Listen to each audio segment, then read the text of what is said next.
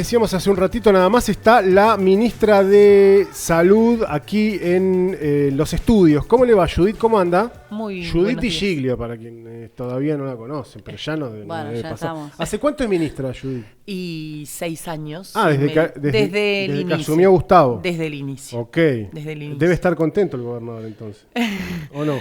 Y parece. Está muy bien. Está difícil igual ocupar cargos hoy, ¿viste? Que es Muy. ¿O no?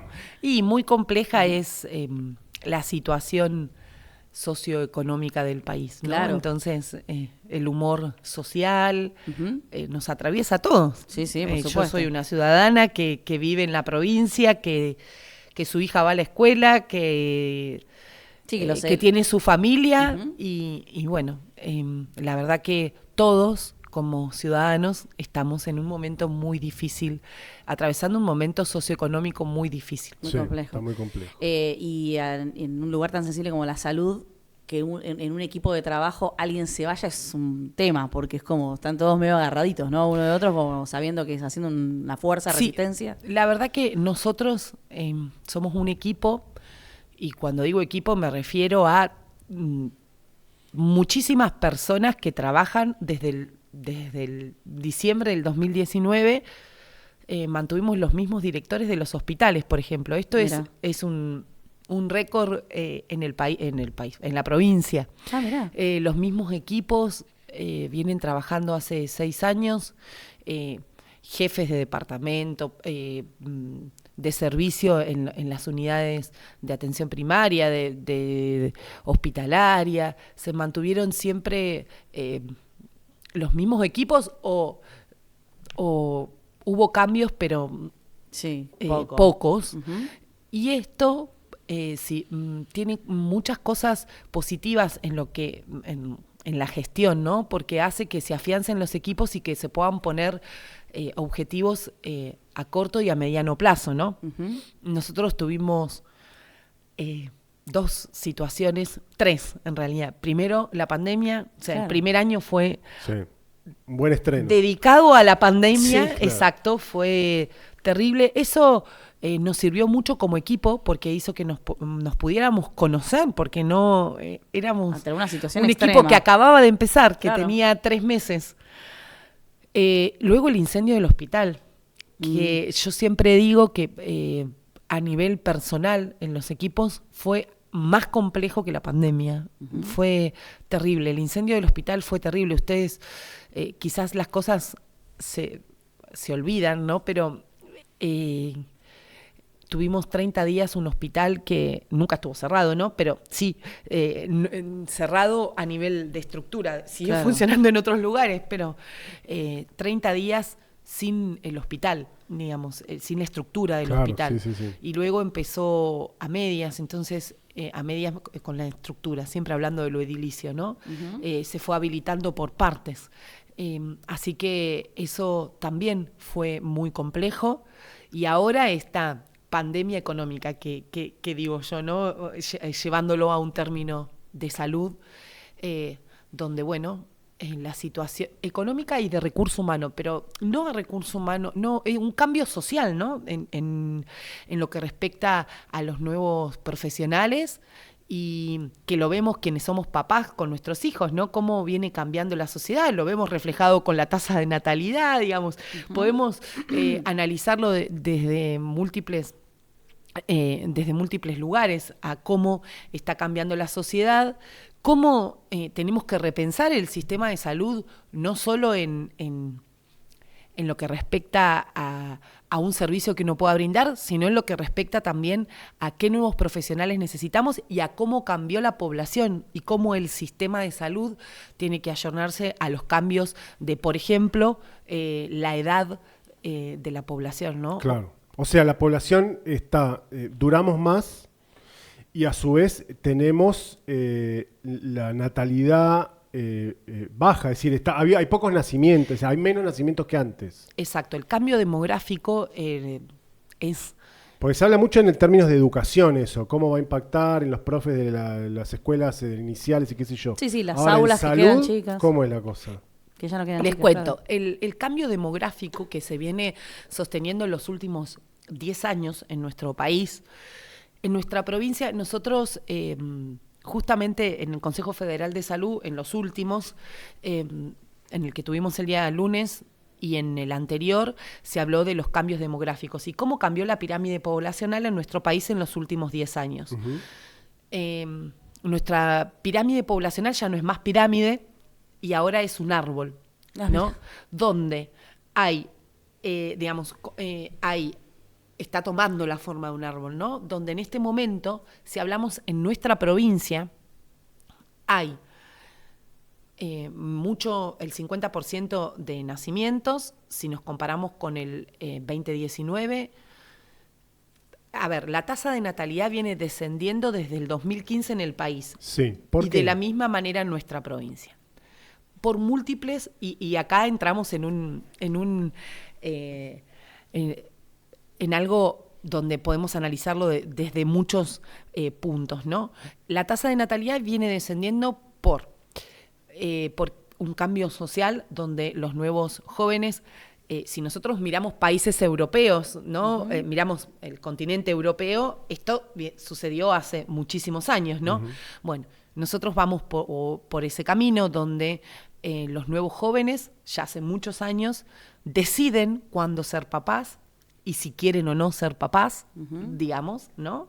Tener un hijo o también por muchos aspectos, desde porque quieren ser más libres o quieren ser profesionales y no quieren estar... Exacto, porque cada vez porque también hay una ley que permite... Exacto, a eso iba, ¿no? Sí. Digo, son múltiples aspectos. Una es la elección y la educación sexual. Una ley que garantiza, por un lado, la educación sexual o ESI en las escuelas, ¿no? Donde los niños ya aprenden cuáles son los métodos anticonceptivos, cómo cuidarse, temas que antes no se charlaban, ¿no? En las escuelas o en las familias. Eso por un lado. Por una ley que también hace muchos años garantiza el acceso al método anticonceptivo gratuito, donde hoy... antes era la Nación, hoy dejó de ser la Nación, pero siguen siendo, en nuestro caso, la provincia, que los jóvenes van al centro de salud de su barrio y tienen el acceso a profilácticos, pastillas anticonceptivas, pastillas del día después. Entonces, hablamos primero de los métodos anticonceptivos, con acceso gratuito, porque antes quizás un joven no dispone del dinero para comprar un preservativo, ¿no? Entonces, el acceso... hace que, más la educación, digo, ¿no? O sea, es todo. Y son estas leyes o políticas públicas de salud que se están empezando a ver en el tiempo, ¿no? Cuando uno escribe una ley, cuando uno lleva un programa a cabo, en nuestra provincia además se ve mucho más rápido porque tenemos situaciones geográficas, poblacionales que hacen que podamos ver estos resultados más rápido. Y por otro lado, el acceso al IVE, ¿no? A la interrupción voluntaria, digo, es todo, a la interrupción voluntaria del embarazo, pero no es solo la interrupción voluntaria del embarazo. Cuando una mujer accede a la interrupción del embarazo, luego esa mujer, en el mismo consultorio donde se realiza el IVE, donde se indica el IVE, la paciente luego, la mujer, tiene acceso a la colocación de un implante subdérmico gratuito, si es la edad por edad corresponde, o el acceso a educación de cómo utilizar métodos anticonceptivos y se va a su domicilio, regresa con un método anticonceptivo, dependiendo la edad, el motivo de la interrupción voluntaria del embarazo. Entonces, todo eso hizo que desde el 2015 en el país, en todo el país, la tasa de natalidad viene en baja. Claro. Pero en nuestra provincia, como en Cava, de la misma situación que en Ciudad de Buenos Aires, desde el 2019 al 2024, que es el último dato, nosotros estamos manejando ahora dentro de poco y tenemos los datos del 2025, que son de la misma manera, pero del 2019 al 2024 hubo exactamente un 50% de deceso, de disminución de la natalidad. Claro. Entonces, en el 2019 tuvimos 2.800 nacidos vivos y en el 2024 1.440 nacidos vivos en la provincia. Mira. Ustedes imagínense cómo impacta eso en todo. ¿Impacta en qué? Tenemos menos nacimientos, menos ocupación de camas de neonatología y de ginecobstetricia, para repensar el sistema, ¿no? El 50% menos en toda la provincia. Sí, me imagino también escuelas en proceso de Escuelas en construcción. proceso de como, cambio, ¿no? Y de repente, claro, de construcción No. y de repente es como, No. no los voy a llenar, no sé. No, por eso vamos al que ya tenemos jardines de 2. Claro. ¿No? Iniciamos con jardines públicos, de educación pública, con salitas de 2, Claro. porque ese impacto ya se empieza a ver. Pero por otro lado tenemos un aumento de personas, o sea, hay más niños, pero también aumentó el número de personas en edad productiva, llamamos nosotros, ¿no? De personas que trabajan. Y un número menor en comparación de adultos mayores. Si bien los adultos mayores aumentaron en nuestra provincia, porque éramos una provincia con características muy joven y que generalmente los adultos mayores, muchos se jubilaban y se iban. Esto ya no está sucediendo y muchos residentes de la provincia que vienen a vivir a nuestra provincia traen sus familiares, sus papás. Si bien, digamos, aumentó en nuestra provincia el número de adultos mayores, significativamente son mucho mayores las personas menores a 60 años. Esto en un momento, en los próximos años, va a cambiar. Y cada vez van a ser más los adultos mayores que tengamos, si bien hoy ya son muchos para lo que es la infraestructura de nuestra provincia, cada vez van a ser más. Entonces nosotros y en el país tenemos que repensar en formar gerontólogos, en formar cuidadores, en pensar que cada vez vamos a tener más personas con demencia y con Alzheimer y que tenemos que tener lugares que puedan asistir a estas personas, en repensar el costo de la salud, porque claro, el aumento, nosotros estamos segundos a nivel país, y esto se habló también en el Consejo Federal de Salud, en expectativa de vida. Similares a Cava. O sea, acá con duramos. los mejores índices de expectativa de vida del país. Es el frío y el escabio. Es un poco todo, ¿no? Es un poco... y tenemos mucho por mejorar, Claro, sedentarismo me y imagino. obesidad, Sí, por sí. ejemplo. Pero entonces la expectativa de vida cada vez es mayor, y esto hace a repensar todo, ¿no? Uh-huh. Desde las políticas de salud pública, de educación, así que bueno, Es un montón. un proceso de cambio, Ministra, no solo económico. Claro, claro. Social. Para ir a algunos temas que son concretos y podamos tener respuesta o datos concretos. Hubo reunión del COFESA. Imagino que resolvieron varias cosas. Una que se publicó, que fue conocida rápidamente por redes y a través de los medios nacionales, es que se adelanta el calendario de la vacunación gripal. Sí. ¿Eso es por qué? Porque el bicho se está comportando... No, se observó, ustedes vieron que en Europa hubo quizás un mayor porcentaje de internaciones que en otros años, no tanto de fallecimientos, pero sí de internaciones por el virus de la gripe.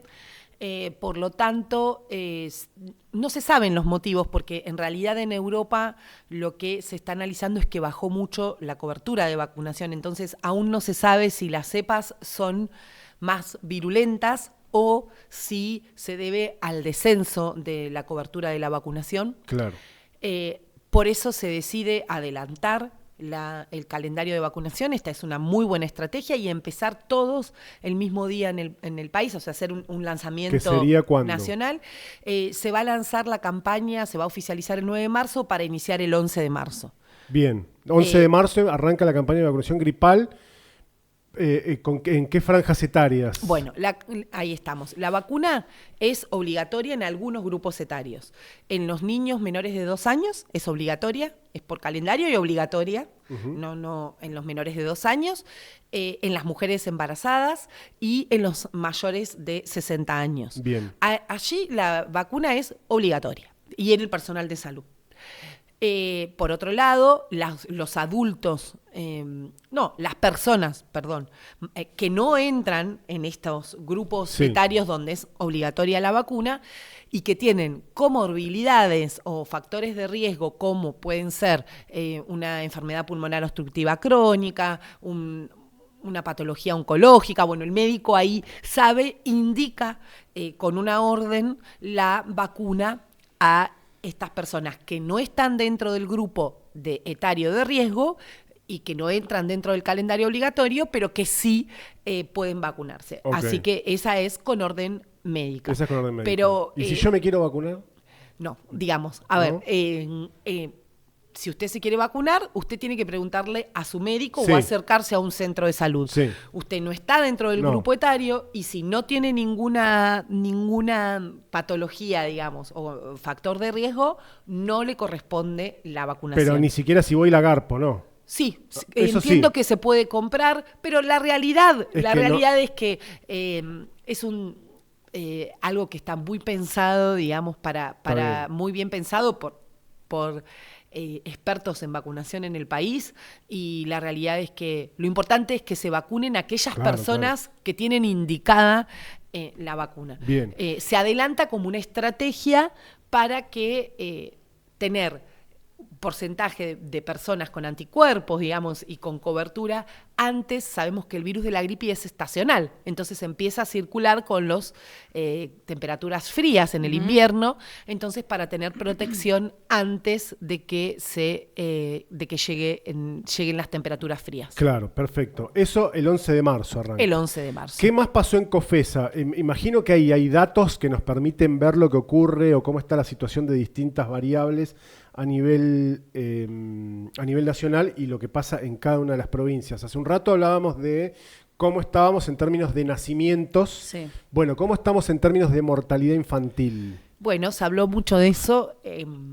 Una de las presentaciones tuvo que ver con la mortalidad infantil. La mortalidad infantil es un índice junto a la mortalidad materno-infantil, a la expectativa de vida, son índices no solo de salud, son índices que indican el desarrollo de una población, de un país, son índices que se utilizan a nivel mundial para ver el nivel de desarrollo de un país, ¿no?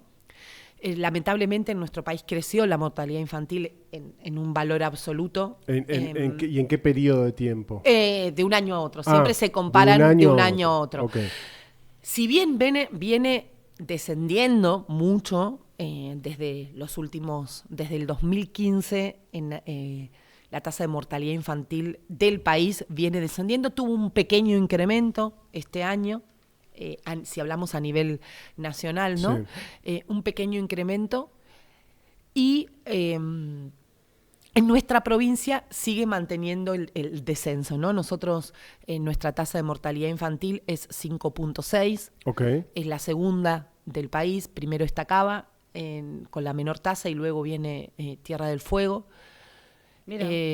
Así que, bueno, es un dato que es alentador. Es muy alentador y que habla de muchas cosas, ¿no? Nosotros tenemos algo a favor como geografía, que es el acceso a la salud. Tenemos muy pocas áreas rurales si nos comparamos con provincias del norte, claro. ¿no? Tenemos... Y eso tiene que ver, cuando nosotros hablamos de mortalidad infantil, no se habla del niño, tiene que ver específicamente del niño, tiene que ver con embarazos deseados, control del embarazo, que una mamá pueda acceder a nacer en una neonatología que esté preparada para... porque generalmente la mortalidad infantil, el mayor número de casos se da en los recién nacidos o en los nacidos prematuros. Entonces, que tener neonatologías preparadas para que puedan hacer un niño, ¿no? Cada vez, y esto fue una de las cosas que se habló en el Consejo Federal de Salud y que vamos en camino, ¿no? En la regionalización de las neonatologías. Nosotros quizás venimos de discusiones hace años atrás de una maternidad en Tolwyn, ¿no? Sí. Y el país y el mundo va para todo lo contrario, ¿no? Maternidades regionalizadas. Okay. Y el Estado sí tiene que garantizar que la mamá que vive en Tolwyn o que vive en una estancia o que tenga los controles de salud y que pueda ser llevada de manera oportuna a una maternidad que cuente con todas las condiciones para que puedan nacer un recién nacido. Y les explico una cosa, por ejemplo, nosotros tenemos las neonatologías en nuestra provincia, son prácticamente del público. Si hablamos del sistema público, si hablamos de la ciudad de Ushuaia, no hay neonatología ni internación de niños en el privado. En Río Grande sí, se comparte, pero porque el CEMEP tiene un área de neonatología, pero lo que es embarazo de alto riesgo y la neonatología con mayor capacidad sigue siendo del Hospital Regional de Río Grande, también en Río Grande, claro, ¿no? Incubadoras, o sea, todo lo que es por ahí. Claro, el área de neonatología. Exacto. Las neonatologías están... el área de fiscalización sanitaria, en base a la complejidad, realiza una categoría de neonatología, ¿no? Nosotros tenemos 3A, 3B, son diferentes. Nosotros, las mamás que tienen un riesgo por una enfermedad de la mamá, ¿no? De que el niño va a nacer antes de la semana 30, 31, que es nuestro piso de nuestras neonatologías, pueden recibir esos niños. Ya las mandamos a la ciudad de Buenos Aires, a un hospital que hay muy pocos, ¿no? Donde nacen solamente esos niños prematuros extremos en un avión para que el niño nazca en un lugar seguro. Son casos que suceden muy pocas veces al año, pero lo realizamos. Lo mismo se realiza en la ciudad de Tolwyn. En la ciudad de Tolwyn, un niño que una mamá tiene una situación complicada de salud, con riesgo de nacimiento de un niño prematuro, esa mamá tiene que ir a la ciudad de Río Grande generalmente. Nosotros contamos con una casa para que pueda residir la mamá que no tiene obra social o que tiene obra social pero que no tiene un lugar donde residir, donde pueda estar esta mamá, que depende del Ministerio de Salud. Y bueno, se habla de esto, de la regionalización. ¿Por qué? Porque las neonatologías son terapias avanzadas, con tecnología avanzada, y además con la disminución de partos, los neonatólogos necesitan un número de partos para tener práctica, ¿no? Claro. Entonces, se tiende a la regionalización de las neonatologías. Volviendo al tema de la mortalidad infantil, tiene que ver con el acceso a la salud, el control del niño sano, el control de la embarazada y agua potable, cloacas. Digo, no estamos hablando solamente que el niño pueda tener una alimentación. No, por supuesto. Una alimentación adecuada. No hablamos tal cual, regular. No hablamos solo del control de salud o del sistema de salud. La mortalidad infantil habla de muchísimos factores socioambientales del niño y de la mamá. Totalmente. Te quería preguntar, ya que estamos en tema también, mamás en general, hay una nota que se presentó, ¿no? De parte de la agrupación La Hoguera, reclamando un espacio físico para el consultorio IBEILE, como bueno, cumplimentando con la ley 27.000, ¿cuánto era la 27.000 y pico? Sí, la 27.610. Sí. ¿No existe ese espacio en sí hoy? A ver, les cuento un poco porque justamente tuve una reunión con el equipo ILE-IBE de Ushuaia. La semana pasada tuve una reunión con ellos por este tema. Nosotros en la provincia, gracias sobre todo a muchísimos profesionales que de manera desinteresada llevan a cargo el equipo, forman parte del equipo de ILE-IBE de la provincia. ¿Por qué desinteresada? Porque nosotros sabemos que los médicos pueden ser objetores de conciencia. Sí. Entonces, son muy pocos en nuestra provincia los que no son objetores de conciencia. Para decir el número, 3 en la ciudad de Ushuaia. Y el ILE-IBE, claro. Perdón, que es 3 en toda la provincia, ¿verdad? No, en Río Grande hay otros. Porque hasta hace poco no había. No. A ver. Les cuento un poco. Soy varón y soy de Boca. Así que yo les explico cómo es. Existe la objeción de conciencia solo para los médicos. Sí. Es la objeción de conciencia, ¿no? La objeción de conciencia, así es, los ginecólogos en Río Grande son todos objetores de conciencia. Bien. Pero hay médicos generalistas que llevan el protocolo y que realizan el programa, solo que lo pueden realizar hasta la semana 12. ¿Qué sería lo ideal? El 90% de las interrupciones voluntarias del embarazo se dan antes de la semana 12. Ahora, cuando la paciente necesita otro tipo de tratamiento y debe ser internada, que ya es posterior a la semana 12. que es posterior a la semana 12, ahí sí, entre 12 y 14, bueno, pero Sí, lo ideal sería 12, ahí sí vienen a la ciudad de Ushuaia, donde hay 3 ginecólogos que no son objetores de conciencia y que llevan a cargo y que realizan todas las interrupciones voluntarias del embarazo luego de la semana 12 de la provincia. Ok. Por ahí suena que estamos mal. La realidad es que hay provincias, sobre todo del norte, que no tienen ginecólogos en toda la provincia, con muchísima más población que nosotros, que realicen ILE-IVE después de la semana 12, ¿no? Por lo tanto, no digo que, pero el programa se cumple. Me encantaría que puedan, nosotros tenemos el doctor Farina, que es con quien yo tuve la reunión, que es el ginecólogo responsable del cumplimiento de la ley y responsable de, en realidad, el programa de salud sexual y reproductiva, que no es solo interrupción voluntaria del embarazo, sino todo lo que contempla la ley. Él tiene números precisos, datos, y les puede contar todo y puede enseñar también y educar a la comunidad, así que me encantaría que ya puedan... Julieta está anotando eso. Que puedan recibirlo. Lo que se reclama, y que reclaman ellos también, es un consultorio específico para ellos. Claro. Nosotros tenemos dentro de las personas que forman parte del programa, y que quiero destacar que, por palabra de los profesionales que trabajan, que el programa funciona muy bien en la provincia.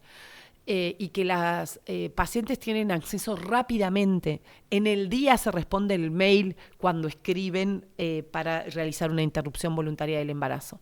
Del equipo forman parte trabajadoras sociales, enfermeros administrativos, psicólogos y ginecólogos y médicos generalistas. Todas estas personas forman parte del equipo de interrupción voluntaria del embarazo. Hay un consultorio disponible en el CAPS 3, y hay un consultorio disponible en el hospital, pero ¿cuál es el tema? Que no es un lugar fijo, digamos, que van, es un problema va rotando de espacio físico, según digamos. la Los disponibilidad, días son, según la disponibilidad de consultorio. Claro. Los días son siempre los mismos en el segundo nivel y en el primer nivel, pero no en el hospital no hay un lugar específico para ellos. Sabemos el problema de esto no sucede solo con el programa, sucede con muchas especialidades. Sabemos el problema que hay de infraestructura dentro del hospital de Ushuaia, ¿no?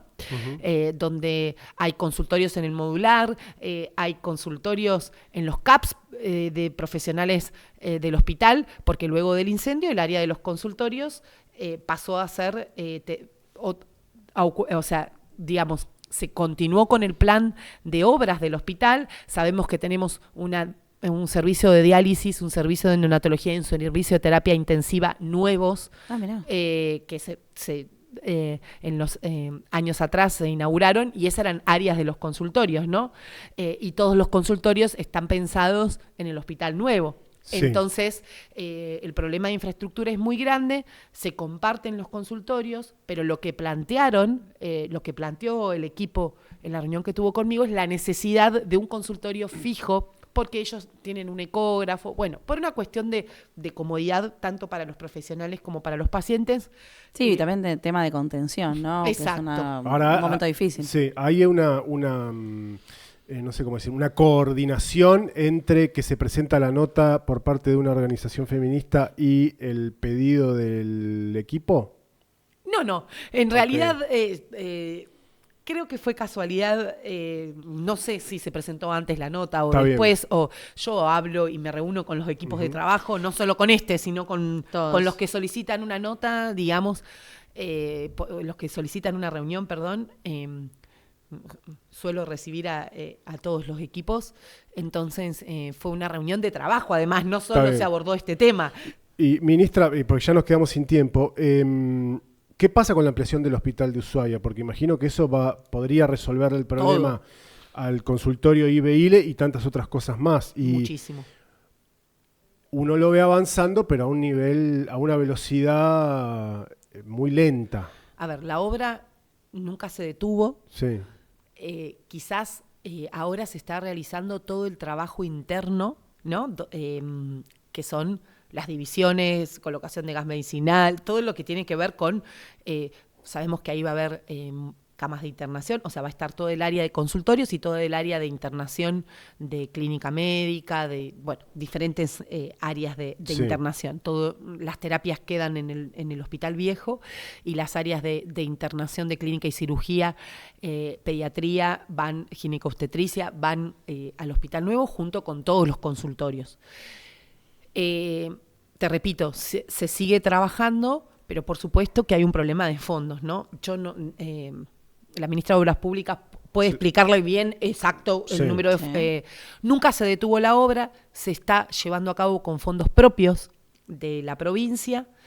¿Pero hay una fecha de finalización pensada? Sí, la fecha porque original... la obra viene, digamos, los cimientos, que todos sabemos que estaban mal hechos, que eran demasiado angostos, qué sé yo, que se arrancaron en la gestión de Bertone. Claro. Que después hubo que hacer... Bueno, después tuvo la pandemia, obviamente, pero se tuvo que hacer todo un refuerzo. O sea, se arrancó mal. Se arrancó mal. Se arrancó mal, eso está claro. Ahora, eso fue ya hace más de 6 años. No. Y lo de los cimientos flaquitos, sí. Eso sí. No, yo hablo... Sí, perdón. Estaba raquítica la estructura. Claro. No, ahí hubo que hacer todo arrancar de cero, digamos. Sí. Se arrancó. ¿Y cuándo se arrancó? Porque por ahí esto es lo que... la obra que se está haciendo es una obra histórica y es una obra de calidad, de muchísima calidad y de muchísima complejidad en lo que respecta a arquitectura sanitaria. Por lo tanto, cuando se inició la obra, el tiempo de entrega de obra, digamos, el día que inició la obra, la licitación, que fue en 2 etapas, primero la estructura y luego la parte interna, la entrega estaba planificada para julio de este año. Digamos, del desde 2026. el inicio. Del 2026. Desde el inicio, porque es una obra que independientemente los fondos o independientemente, es una obra muy compleja que requiere tiempo. Entonces, para pasar en limpio, lo que hay que hacer de cuenta, pero no es sarcasmo, lo que hay que hacer de cuenta es lo que se hizo antes de que asumiera el gobernador Melella, no hay que contarlo. No, claro. O sea, la ciudadanía tiene todo el derecho del mundo a contarlo, porque en definitiva eso se hizo mal. Por supuesto. Pero en términos de esta obra que se está haciendo ahora desde que asumió Melella, hay que contarla a partir de, ya no recuerdo que será 2021, 22. No, creo que fue, yo no recuerdo bien eso, la ministra de Obras Públicas, 22. Ok, a partir del 2022 que se empieza a ensanchar, se empieza a hacer la estructura todo de vuelta. Sí. Y la fecha de entrega estaba prevista para julio del año que estamos transcurriendo. Todo depende, seguramente la empresa pedirá, digamos, una extensión. Yo no les puedo decir cuándo va a terminar la obra, eso, repito, por ahí el Ministerio de Obras Públicas es quien está en contacto con la empresa. Sí les puedo decir que la obra nunca dejaron de trabajar dentro y que nosotros deseamos que sea lo más rápido posible, pero por supuesto depende de los fondos, ¿no? Claro. Porque es una obra que se pensó de una manera, el financiamiento, y que ahora con el corte de la obra pública desde el gobierno nacional, la provincia tiene que destinar los fondos propios y siempre fue una prioridad para el gobernador, por eso continuó la obra, pero bueno, sabemos que la situación financiera es muy compleja y que se le da prioridad, pero que bueno, seguramente se necesitarán unos meses más para finalizarla, pero estamos hablando de que cada vez estamos más cerca. Yo no les puedo poner fecha, pero sí les puedo decir que incluso podríamos en algún momento realizar una recorrida para que la población vea, ¿no? Cómo va avanzando y cómo va tomando forma cada habitación. Me gusta como productora. Me gusta como productora. Va tirando ahí como formas de hacer reels también, ¿no? Ministra, le agradecemos por su tiempo y esto va más por cuenta nuestra porque lo hemos hablado en su momento. Hay un montón de cosas para discutir respecto de si en determinadas áreas el gobierno de la provincia hace las cosas bien o hace las cosas mal, pero Cuando nosotros nos enteramos, no sé si fue el año pasado o el anterior, ya no me acuerdo, lo hablamos con el ministro, el que era ministro en ese momento, De Vita, de que la legislatura no le aprobaba un esquema de endeudamiento a la provincia en pesos, en una dinámica que porcentualmente era ínfima, justamente para poder invertir en el hospital, porque el fondo exclusivo era para el hospital. Y después uno se entera que la propia legislatura, por unanimidad, le dice al puerto, tus recursos mandáselos a los CEF porque la CEF está que explota. Entonces, cuando hay voluntad las cosas se pueden hacer, y cuando no hay voluntad no. Y cuando se trata del hospital, bien podrían haberlo hecho. Así que ese es un debe, me parece, de la legislatura, más allá de que seguramente todos tienen debes. Usted, la ministra, el gobernador, no sé, todos, pero ese endeudamiento puntual tenía un destino que me parece que sí tendrían que haberlo. ¿Han aprobado cada cosa? Qué sé yo. Pero bueno, ojalá que lo puedan terminar prontamente, porque ahí va a tener resueltas incluso todas estas discusiones. Sí. Muchas gracias por su visita. Gracias. A ustedes. Muy amable. La ministra de Salud, Judith Digil, estuvo aquí visitándonos en el estudio. Podríamos seguir, siempre es interesante hablar con una autoridad como ella, pero bueno, apremia el tiempo.